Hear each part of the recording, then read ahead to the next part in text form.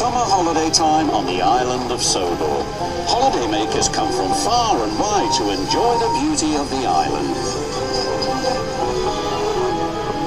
It's the busiest time of the year for the Fat Controller's engines. Thomas was excited. The Fat Controller had sent him to pick up a special to deliver to Dryor Airfield. "What have you got there?" tooted Percy. "A balloon," replied Thomas. "A party balloon?" asked Percy excitedly. "No," said Thomas. "This is a very special balloon," and he chuffed away. Soon, Thomas arrived at the airfield. And hot air was puffed into the balloon.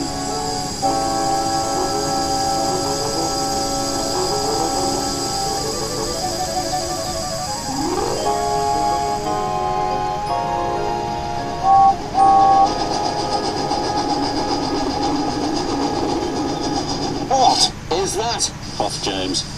"A hot air balloon," said Thomas. "It will take holidaymakers on rides around the island."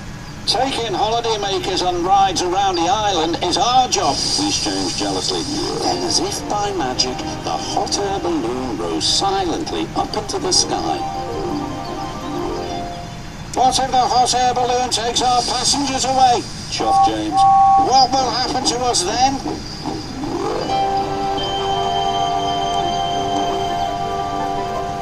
This made Thomas worry. Suddenly, he wasn't so excited about the balloon. The balloon could be seen by everyone on the island of Sodor. Duck gazed at it for so long, he ran into the back of Stepney. "Why, 'tis a floating basket with folk in it," said Donald. "Whatever will they dream up next?" said Douglas. James and Thomas were waiting at the level crossing. They were still worried about the hot air balloon. "If it takes our passengers away," chuffed Thomas, "there'll be no use for us engines." "Passengers should travel on trains," huffed James, "not in silly balloons."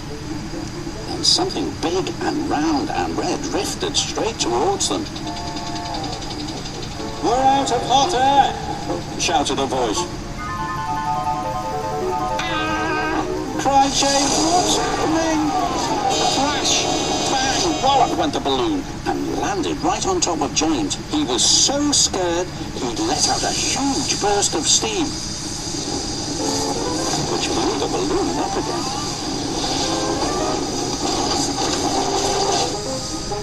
The balloon rose into the air once more. "Well done, James," called his driver. "Your hot air did the trick." "Oh, no, James," cried Thomas. "You saved the hot air balloon." "I didn't mean to," groaned James. "Now it's sure to take our passengers."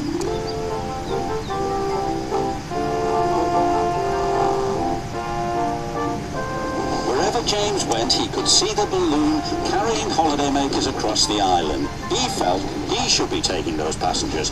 Rails are better than hot air any day. James arrived back at the station. There were lots of people on the platform. The Fat Controller was waiting too. "Well done, James," he said. "But now the passengers will ride in the hot air balloon." The Fat Controller laughed. "You're right, James," he said, "but they will need a ride home in a train." James was delighted. The Fat Controller was right. The engines were busier than ever, taking holidaymakers to and from the airfield. Whenever James sees the red balloon, he whistles and toots.